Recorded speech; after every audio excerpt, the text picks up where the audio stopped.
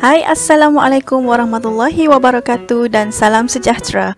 Hari ini Cikgu Fatin akan mengajar tentang ulasan. Ulasan pada hari ini bertajuk Cara-cara untuk menjadi murid yang cemerlang.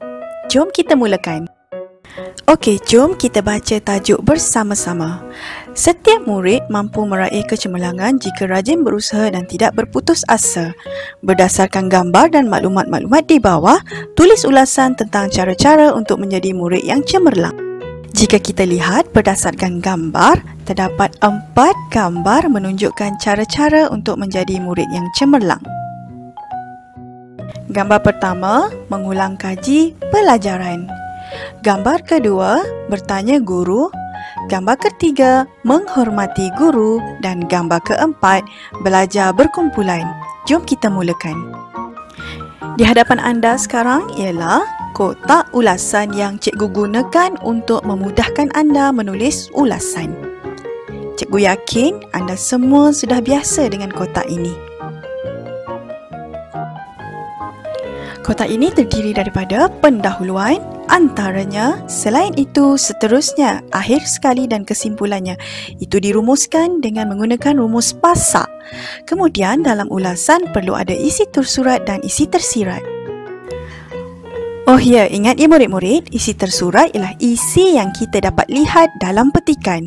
Isi tersirat ialah isi yang memerlukan kita berfikir sendiri apakah isi tersirat ataupun pendapat anda tentang isi tersebut.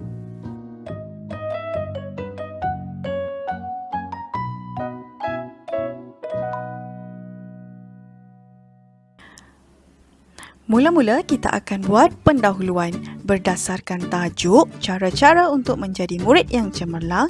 Kita perlu membuat 2 baris pendahuluan atau 2 ayat pendahuluan. Biasanya pendahuluan sangat mudah. Lihat pendahuluan yang telah cikgu buat. Gambar menunjukkan cara-cara untuk menjadi murid yang cemerlang. Terdapat pelbagai langkah untuk kita berjaya. Lihat, ada 2 ayat di atas.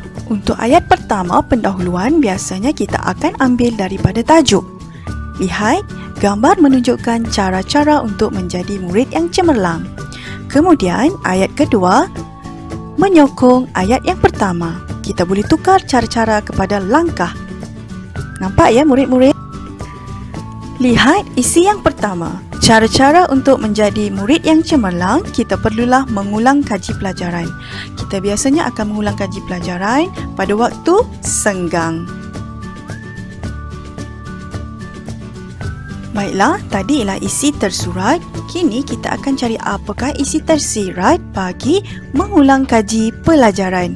Cuba murid fikirkan apakah isi tersirat yang sesuai jika kita mengulang kaji pelajaran. Ya, isi tersiratnya ialah kita dapat menambahkan ilmu pengetahuan. Kenapa?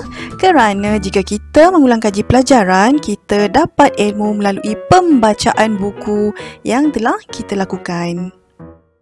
Okey, setelah selesai isi pertama, kita akan masukkan mengikut bahagian kotak.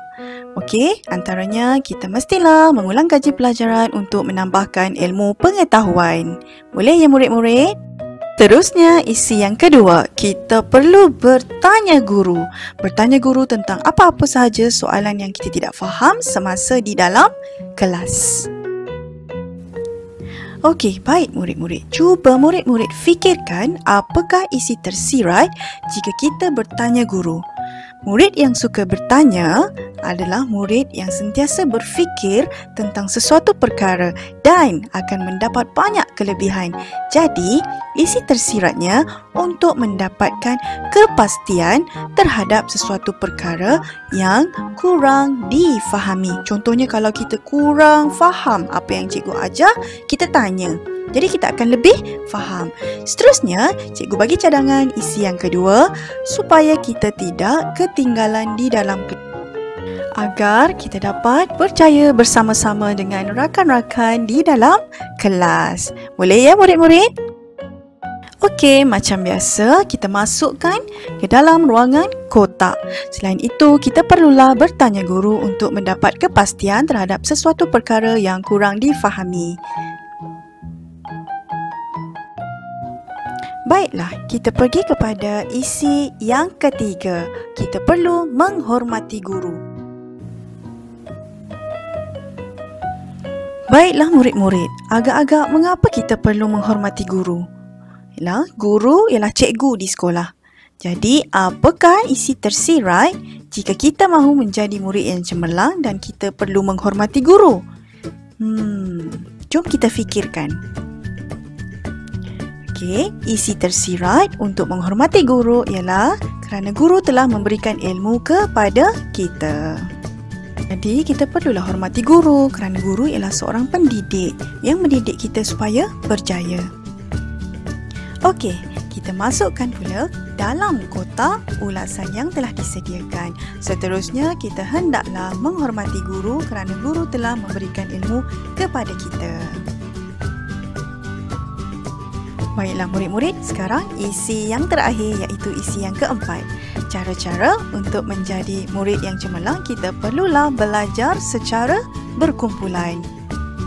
Maksud belajar berkumpulan tu, kita belajar dengan rakan-rakan sekelas atau rakan-rakan sebaya di perpustakaan atau di rumah rakan. Jadi, apakah isi tersirat untuk isi ini? Mari kita sama-sama fikirkan. Ya, isi tersirat ialah kita dapat berkongsi idea tentang pelajaran. Macam-macam idea kita boleh kongsikan tentang pelajaran. Contohnya bahasa Melayu, matematik, sains. Lebih mudah untuk kita berfikir. Seterusnya, cikgu bagi isi yang kedua, kita dapat bertukar-tukar pendapat. Maksudnya pendapat tentang isi karangan fakta. Jadi, bila bertukar-tukar pendapat, lebih luas lagi ilmu yang kita peroleh. Bermanfaat kan? Mari kita masukkan isi di dalam kotak ulasan. Akhir sekali, kerana ini adalah isi akhir ya. Akhir sekali kita haruslah belajar secara berkumpulan supaya kita dapat berkongsi idea tentang pelajaran. Baiklah murid-murid, kita sudah sampai ke bahagian penutup. Okey, di bahagian penutup, apa yang kita perlu tulis agaknya? Okey, ingat, kita rujuk semula kepada tajuk iaitu cara-cara untuk menjadi murid yang cemerlang. Kita fikirkan impaknya. Jadi, mari kita fikirkan apakah rumusan jika kita melakukan cara-cara menjadi murid yang cemerlang. Saya cuba jawab. Yang pertama, kita perlu belajar bersungguh-sungguh. Baiklah, bagus idea tersebut. Mari kita lihat isi yang kedua untuk kita letakkan di dalam penutup. Ya, membanggakan ibu bapa. Okey, bila kita belajar bersungguh-sungguh, kita berjaya, kita dapat membanggakan ibu bapa. Jadi, apakah impaknya? Impaknya, cikgu, kita dapat melanjutkan pelajaran ke Menara Gading. Kita dapat menjadi murid yang berjaya. Hebatlah idea daripada kamu, Rara. Tahniah. Okey, apa kita perlu buat sekarang? Kita lengkapkan ulasan kita di bahagian penutup. Kita perlu belajar bersungguh-sungguh untuk menjadi murid yang cemerlang supaya dapat membanggakan ibu bapa dan melanjutkan pelajaran ke Menara Gading. Baiklah, seterusnya kita pergi ke bahagian lengkapkan ulasan mengikut perenggan. Okey, murid-murid tahu kan ulasan ada 3 bahagian. Jadi ini yang telah kita lengkapkan tadi. Jadi kita lihat satu persatu bagaimana caranya untuk kita melengkapkan ulasan menggunakan perenggan. Baiklah, di hadapan murid-murid sekarang ialah 3 perenggan untuk ulasan yang lengkap untuk kita isi. Jadi, apakah yang perlu kita lakukan untuk bahagian pendahuluan iaitu rangkap pertama? Kita lihat tajuk. Gambar menunjukkan cara-cara untuk menjadi murid yang cemerlang. Untuk bahagian ini, kita hanya ambil daripada tajuk sahaja. Seterusnya, untuk ayat yang kedua ialah ayat yang menyokong tajuk. Jadi, dalam ayat ini, cikgu tukarkan perkataan cara-cara kepada langkah dan cemerlang kepada berjaya. Di ayatnya, terdapat beberapa langkah supaya kita menjadi murid yang berjaya dengan cemerlang. Baiklah, seterusnya isi yang pertama, mengulang kaji pelajaran. Cikgu gunakan penanda wacana antaranya. Penanda wacana antaranya digunakan untuk memulakan perenggan. Okey, antaranya kita mestilah mengulang kaji pelajaran. Baiklah, kita lihat semula dalam kotak ulasan, kita ambil bahagian isi tersirat untuk menambahkan ilmu pengetahuan. Jadi ayat penuhnya ialah antaranya kita mestilah mengulang kaji pelajaran untuk menambahkan ilmu pengetahuan. Dapat ya? Seterusnya, isi yang kedua, bertanya guru. Jadi penanda wacana yang cikgu gunakan selain itu. Kata bantu, kita perlulah. Bertanya guru untuk, jadi kita akan ambil di dalam jadual isi tersirat yang telah kita bincang sebentar tadi. Jadi isi tersirat untuk isi bertanya guru tadi ialah untuk mendapat kepastian terhadap sesuatu perkara yang kurang difahami. Jadi ayat penuh, selain itu kita perlulah bertanya guru untuk mendapatkan kepastian terhadap sesuatu perkara yang kurang difahami. Baiklah, seterusnya kita pergi kepada isi yang ketiga iaitu menghormati guru. Cikgu gunakan penanda wacana seterusnya dan kata bantu kita hendaklah.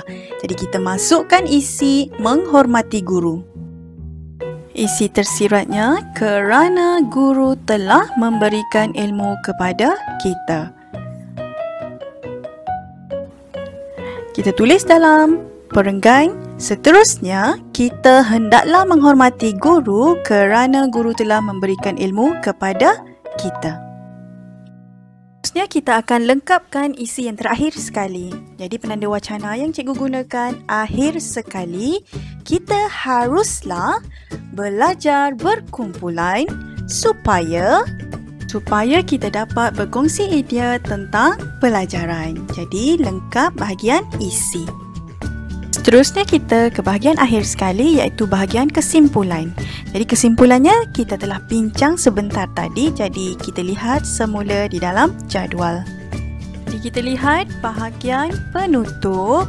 Kita perlu belajar bersungguh-sungguh untuk menjadi murid yang cemerlang supaya dapat membanggakan ibu bapa dan melanjutkan pelajaran ke Menara Gading. Baiklah murid-murid, untuk memberikan bonus kepada ulasan anda, mari kita fikirkan apakah peribahasa yang sesuai untuk murid yang cemerlang. Saya nak cuba, cikgu. Saya gunakan bak kata pepatah, genggam bara api biar sampai jari arang. Maksudnya, jika kita berusaha dengan gigih, kita akan berjaya. Wah, bagus Rara, peribahasa yang baik dan tepat untuk tajuk ulasan kita pada hari ini. Maka lengkaplah ulasan kita pada hari ini. Cikgu ucapkan terima kasih kepada semua kerana sudi menonton video cikgu pada hari ini. Semoga memberi manfaat kepada kita semua. Assalamualaikum dan jumpa lagi. Semoga kita berjumpa lagi kawan-kawan.